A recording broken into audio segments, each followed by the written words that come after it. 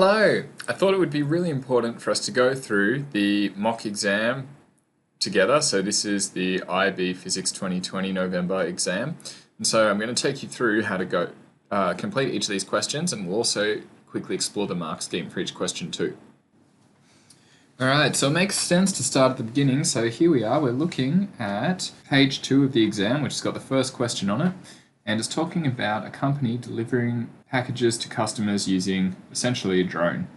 Now, what we're going to do in this case is, I'm not going to read out the whole question to you. I'm just going to go through the solution because you can read the question in your own time. So, question 1A, part I. It's asking us, state the value of the resultant force on the aircraft while hovering. So if we've got an aircraft that's hovering, we draw a free body diagram, we have got forces acting on it. We have got the weight force, mg downwards, and we have got some sort of upwards reaction force that it is getting pushed up by pushing the air downwards. So the key things that it's looking for in this particular answer is to realize that these forces are balanced. Because of Newton's first law, an object will remain at rest unless acted upon by an unbalanced force. So in these cases, as the drone is just hovering there, the forces acting on it must be balanced. And so, when we're stating the value of the resultant force, in this case, is just 0. Alright, let's have a look at part 2. So, outline with reference to Newton's third law how the upwards lift force on the aircraft is achieved. So, in this case, essentially, by pushing air downwards. When the blades push air downwards, then the equal and opposite force is the blades get pushed upwards. And so, what they're looking for in your answer is to say two things. So the first thing is that the blades exert a downwards force on the air, and then they want you to say that either the air exerts an equal and opposite force on the blades, or that air exerts a reaction force on the blades. And that would be our upwards force. I won't actually bother writing that out because I've said it. Let's have a look at part 3. They want us to determine V, where V is how fast the air is getting pushed down. Alright, so to figure this out, what we need to do is we need to figure out how fast you need to be pushing this air down to be able to, I guess, counteract, to provide enough weight force for the drone to be pushed upwards to counteract gravity acting on it. So the first step that we're going to, I guess, take here is we are going to figure out how much force you get from pushing this air downwards. So the amount of force that you get from pushing the air downwards, if you like, we know that impulse is the force multiplied by time, or the change in momentum, so m times a change in v. And in this particular case, what we want to do is figure out an expression for the force. So if we rearrange this one, force is going to be equal to m delta v over t. Now we're told that the mass per second, so if you like, that's essentially the m over t part of this, is 1 kilogram per second. So that's this bit here. This is my one. Is 1.7 kilograms per second. That is a lot of air, by the way. Okay, and then velocity of the air is what we're trying to calculate. Now we're going to assume the air starts with speed 0 above the blades, and then when it gets pushed down, then it's going to obtain some speed v. So this is the v that we want. When we do this, essentially we can kind of say then that our lift force is equal to 1.7 v. Then we also know that this lift force has to be equal to the total weight force on the drone. And so that's going to be equal to the total mass of the drone, which is 0.95 plus 0.45 kilograms, all multiplied by gravity. So in this case, we can take gravity is 9.8. However, in the answer scheme, they do say that taking it as 10 is okay. So that's meters per second squared is the units on that one.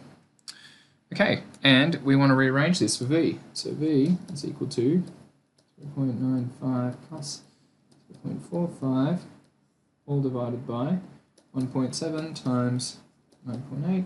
So, and the answer that you get there is 8.1 meters per second. And they've made a special note that they want the answer to two significant figures exactly, because all the numbers they've given us are two significant figures in this problem. Okay, now what they were giving the marks for, the first one was for showing that the F is equal to 1.7v, and the second mark is for setting this 1.7v equal to that expression there. And then the third mark is getting the answer and giving it to the right number of significant figures. That's question 1a. Alright, let's do question 1b. So they're saying that the package and the string are now released and they fall to the ground. So now, if we have a look, the lift force is unchanged. So we had the same, if you like, reaction force upwards, but now we have a smaller mg down here. And therefore, we're going to accelerate upwards, and they want us to calculate that acceleration. Now, the first step to doing that is figuring out what is the net force. So the net force in this particular case, F net, is going to be equal to that reaction force minus mg. So, in this case, our reaction force is the same as before. We know it's going to be the old weight force, essentially. So, 0.95 plus 0.45 times 10. And from that, we're going to subtract off the mg, and now the mg only weighs 0.95 kilograms. So when you do that subtraction there, you get 4.4 newtons is the net force. Okay, and then we need to figure out how quickly this thing is going to accelerate. So to do that, we use Newton's second law, F equals ma. We solve for a equals F divided by m. So our force is 4.4 newtons. The mass of the drone now is 0.95. So when you do that, you should get 4.6 meters per second squared.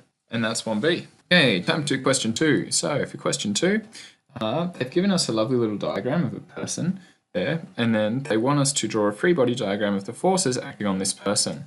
Now, this is a little bit of a tricky situation to understand here, but the key thing is that as a person is sitting on the side of this wall, normal forces are always at right angles. So the normal force is going in this way, and that's what's kind of keeping them in circular motion. The fact they've got this centripetal force provided by that normal force just there. Now, the question is, what are the other forces acting? Well, we've got one, that's our gravity going down, and that gravity needs to be balanced by something. And the reason why you don't just fall down is because there's actually friction because you're pushed up against this wall. So there is a friction force like that, which balances out the gravity force downwards. So this is what they're looking for. And they were quite specific in the mark scheme that they wanted something like a weight force or mg downwards. They wanted upwards arrow labeled friction or F.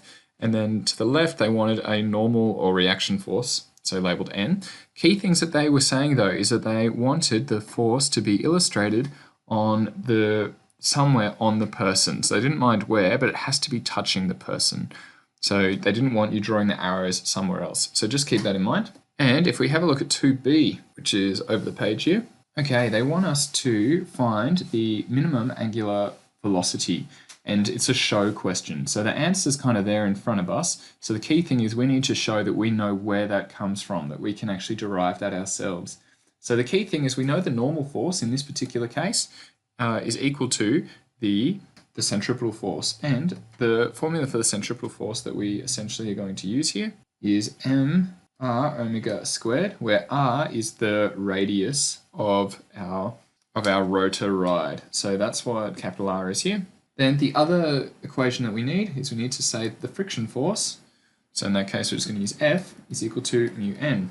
Okay, that's our first mark. Then what we need to do is essentially say, well, this normal force is this normal force here. So we're going to substitute that into there. So then we get our friction force is equal to, but in this particular case, the friction force has to be equal to mg in order to stay balanced. And this is what they're looking for the second mark, is this bit here. Then we can just do our rearranging. So if we rearrange this, we need to get omega by itself. So omega squared equals, cancel out our m's, and then that means omega is equal to, apologies for my terrible handwriting there, but omega is equal to the square root of g divided by mu r. And that's what they've asked us to show. So the key point is marks go for showing where it comes from. Alright, let's keep going. Question 3a, part 1. Okay, they want us to calculate the thermal energy that has been transferred in the first 30 minutes. And so the way to do this here is that they've actually given us the rate of thermal energy transfer. So they've told us that if you like, the power is equal to 15 watts, and we want to know the energy. So the energy is essentially the power multiplied by the time. And so in this case, we have, now we just got to be careful because watts is joules per second. So we have 15 joules per second. So that means our time needs to be in seconds. So it's 30 minutes, but then we've got to multiply by 60 to get that into seconds. So when you put all that together, you get 227,000, and the unit is joules. So that's our one mark. Okay, part 2. Okay, they want us to estimate the specific heat capacity of the oil in its liquid phase. And so, in this particular case, we know the amount of energy that's been delivered in this amount of time, and they've told us the mass of the sample. So what we can do is we can use our, I guess, Q equals MCAT formula. They want us to figure out what C is. They've essentially given us this, or we've determined what Q is. It's this number up the top here. Then our mass is 0.32 kilograms, and then the change in temperature we have to get off the graph. So it started at, let's see, like 290 degrees, and it's worked its way down to 250 degrees Kelvin. So that's a change in temperature of 40 degrees. We can write that all in one line here. We just say 27,000 is equal to, so the mass, 0.32 times C times 290 minus 250. Okay, and then when you do that, you get C is equal to 2,100. Now, they've specifically asked here, state an appropriate unit for your answer. So the first mark is just for actually getting that number. And then the second mark is for saying the unit. And for specific heat capacity, it's just joules per degree Celsius per kilogram. And the way that we can get that is the units in this equation have to work out. So energy is in joules, this is in kilograms, this is in, if you like, degrees Celsius or Kelvin, either of those will go. So then, for this equation to have units that are consistent, this has to have units such that when it's multiplied by kilograms in degrees Celsius, you get joules. So it's going to be joules divided by kilograms divided by degrees Celsius. And that's our answer there. All right, let's move on. Let's do part B. So for this question, they say the sample begins to freeze during the thermal energy transfer. Explain in terms of molecular model of matter why the temperature of the sample remains constant during freezing. Okay, so the key point here is that if we're looking at what actually happens on the atomic level as something is freezing, so first of all, we are going from a liquid to a solid, and we're essentially doing that by creating chemical bonds. And so the first thing they're looking for us to say is that chemical bonds are being formed during the freezing. Then the key thing is when you form a chemical bond, you've actually lowered your potential energy. You've lowered your chemical potential energy, and so that extra energy is released as heat. So as you're freezing, it sounds counterintuitive, but you're actually releasing heat. That's why the temperature isn't going down further. This is kind of balancing it out as it freezes. So they want you to say that either the potential energy decreases or that the bond forming process releases energy. One of those two. After that, we can say that the kinetic energy of the molecules does not change. So that means the temperature does not change. Or alternatively, we can say the temperature is related to the average kinetic energy of the molecules and therefore hasn't changed because the kinetic energy isn't changing, only the potential energy. So there's 4 possible things you could have got marks for there. As long as you said any 3 of them, you're fine. All right, let's look at 3C. So they want us to calculate the mass of oil that remains unfrozen after 60 minutes. Now, I just need to be careful because it's very easy to calculate the amount that is frozen. So calculating the amount that is unfrozen, that's kind of the tricky bit here. So in this particular case, the way that we're going to do it is we need to consider the latent heat. And so Q is our heat, and that is equal to the mass times L. And in this particular case, what we're going to do is we would like to find the mass. We're going to rearrange that for M equals Q over L. Now we know that in 30 minutes you get 2,700 joules of energy. We got that in the last question, and now we need to divide by the latent heat of this liquid. And they've told us that's 130, careful with units, kilojoules per kilogram. So that's really 130 times 10 to the 3 joules per kilogram. So this power of 3 cancels out with those 3 zeros, so we've got 27 divided by 130, which in this case gives us that the mass is 0.21 kilograms. Then we need to figure out the unfrozen mass. Note, we started with 0.32 kilograms. So that is the amount that's frozen, and the total mass was 0.32 kilograms. So therefore, the difference between those is the part that is unfrozen. So the mass that's unfrozen, I'll just call that mu, is equal to total minus the frozen bit, which is 0.11 kilograms. Okay, that's 3C. Let's do question 4A. Alright, so it looks like we're on to topic 4 here. So we've got 2 loudspeakers and they are driven in phase with the same frequency. So 850 hertz, and we've got our lovely little diagram drawn for us there. And the speed of sound is 340. Now they want to deduce that a minimum of intensity is heard at P. So if we've got a minimum, that must mean we have destructive interference, but they want us to prove that or show that there is destructive interference here, and there's 4 marks. So they want us to do a fair bit of work. So the first thing we need to do is figure out the wavelength. So we have been given the speed of sound and we've been given the frequency, so we can just use that the velocity of a wave is equal to the frequency times the wavelength, so therefore the wavelength is equal to the velocity divided by the frequency. So in this case this is 340 meters a second divided by 850 hertz, so that gives us 0.4 meters. It's actually 0.40, but I didn't have enough space to put the 0 on the end there, but we do have 2 significant figures. Okay, so that's the wavelength. Now we've been given 2 paths from A and B to get to P, and they've told us how far they are. One of them, the first, like the path from B to P, is 24.3 meters, and the second one is 22.5 meters. Now we want to check, is that a difference of half an integer number of wavelengths? And if so, then that means we would have destructive interference. So we want to figure out the path difference. So I'm just going to call this delta P for change in path. So it's the difference in those 2 distances there. And so to figure that out, we're going to do the subtraction and we get 1.8 meters. So that's our first 2 marks done there. Then they want us to figure out how many wavelengths that is. So if we have a look, well, if we want to know how many wavelengths is that path difference, well, that 1.8 meters divided by the 0.4 meter wavelength, that's our wavelength there, is equal to 4.5. So that must mean that it is equal to, the path difference equals 4.5 wavelengths. Now the key thing is that's a half number of wavelengths. If it was exactly 4 wavelengths, we would be in phase. But because it's 4.5, we're actually completely out of phase. And so in that case, we have destructive interference. So I'll say therefore destructive interference. And that is my 4 marks there. Now for question B, they're asking us to describe or predict the variation of intensity as the microphone moves from P to Q. So in this particular case, you might expect that it just gets louder as you get closer and closer to the center, but that's not right, because you're going to go from constructive interference to destructive interference back to constructive interference, because those path differences between A and B are going to change. So we've started at a minimum intensity. So what will happen next is the intensity will increase until we reach a maximum. Then it will be exactly 4 wavelengths path difference.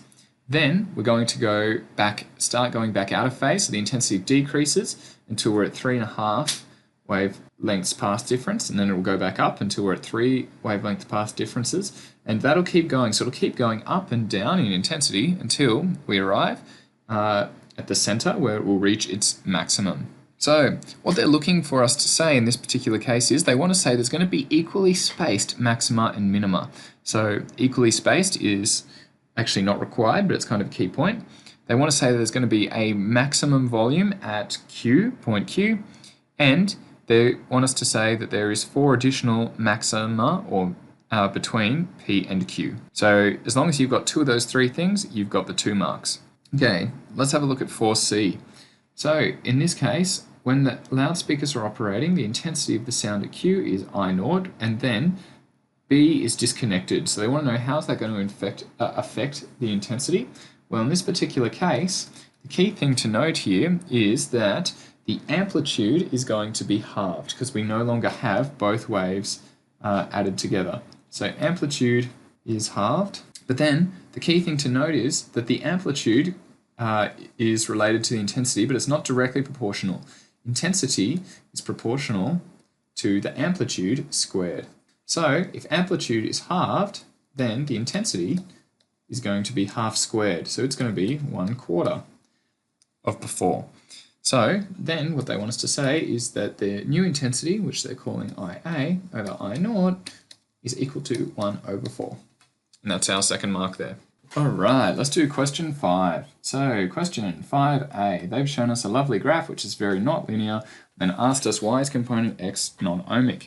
And so essentially the answer to that one comes down to the fact that you have a non-linear relationship between the current and the voltage, which means that current is not directly proportional to the potential difference. So you could say that. Other things they're happy for you to say is the resistance X is not constant, or that the resistance of X changes with current and voltage. Any of those, and they're happy with that. Okay, let's have a look at 5b. So they're asking us in the first part of B to figure out the resistance of the variable resistor. Now, with just the information on this page, it is not possible. You actually need additional information from the previous page. Let's just quickly draw our circuit.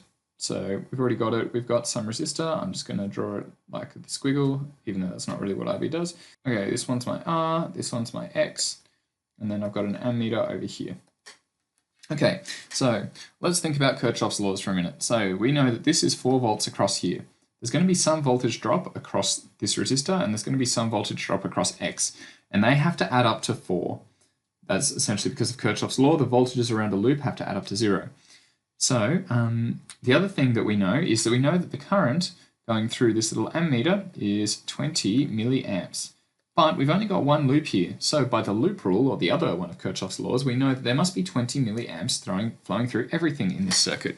So that's handy for us. We know the current everywhere. But what we need to do is we need to figure out what is our voltage drop across the resistor in order to be able to figure out its resistance. And it looks like we'd be a little bit stuck that you can't figure it out, except we were given a graph on the previous page. And on that graph, we could look at the current of 20 milliamps here, and then we could read off that that must mean the voltage is approximately, so it looks like 2.3 volts here. So that means that I know that this is approximately 2.3 volts across X. So therefore, the voltage drop across R is the 4 volts minus 2.3 volts is equal to 1.7 volts. And I know the current flowing through it, and therefore I can use the V equals IR to calculate the resistance of this variable resistor. So in this case, R is equal to V over I, so that's 1.7, and I just want to be careful here because it's in milliamps at the top, so that's actually 20 times 10 to the minus 3 amps. This is in volts. And so if I put that in the calculator, I'm going to get 85 ohms. Okay, and then in part 2, they want us to figure out the power dissipated in the circuit. Now, this bit is more straightforward because we've been given a voltage and we've been given a current. So we can literally just multiply those together to get our answer. So power is equal to voltage times current. So the voltage here is 4 volts. The current is, let's see, what have we got? 2 times 10 to the minus 3, 20 times 10 to the minus 3 amps, because it was given to us in milliamps, and so that's going to give us 0.080 watts. Yep, just note, we actually have 2 significant figures here, so you can put that 0 on the end. We still have 5C. So for here, state the range of current that the ammeter can measure as the slider moves from P to Q.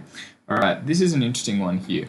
So essentially what's happening is that I can, because I've got that potentiometer kind of set up in there, I can adjust this little arrow or this little needle here so that it's either down to this position or so it's up to this position. If it's in the bottom position, then essentially there's no point of the current going through this way through to X. It'll just go straight up this way. So you're going to essentially read absolutely no current going through that bottom bit there. So you can measure all the way, if you like, you can measure 0 amps passing through this object here. Now, if we want to go the other way, we could actually get some current to go through there. The maximum current we could get is when all the current goes through this, and this just gets bypassed. So that's when the needle moves all the way up to the top. So the question is, well, what value would that be? Well, the answer is you'd have a 4 voltage drop because this battery is 4 volts. So that entire 4 volts would drop across here. And then the question is, how do we figure out like how many amps that is? And so we have to go back to our graph. So if we have a look, 4 volts here corresponds to 60 milliamps. So that means that we can measure between 4 and 60 milliamps. Sorry, we can measure between 0 and 60 milliamps in this current setup passing through X. And then they're asking us in part 2, what's the advantage of this setup compared to the previous setup? And the answer is essentially the range. So we can now go from all the way down to 0 amps passing through that. Whereas in the previous case, you could not have zero current flowing regardless of the value of that potential divider. So the two key points they're looking for there is one, it allows zero current to flow through component X, and the second one is that it provides a greater range of current through component X. Alright, let's do question 6. Now in this case, question 6 isn't topic 6 because they already did that rotor question in mechanics, so they've skipped straight through to the nuclear energy. Now they've said what is meant by the binding energy of a nucleus. Now this is stated in the guidance in the IB manual, I think it's under 7.2, but one of the things that you should know is the two definitions of binding energy. So the binding energy is either the energy required to separate the nucleons in a nucleus, or it's the energy released when a nucleus is formed from its constituent nucleons. So that is something that you should make sure that you definitely know because it's in the guidance as something you could be asked. Okay, if we do part 2, outline why quantities such as atomic mass and nuclear binding energy are often expressed in non-SI units. And the answer is essentially that you would be getting very, very small numbers all the time if you used SI units. Okay, let's do part 3.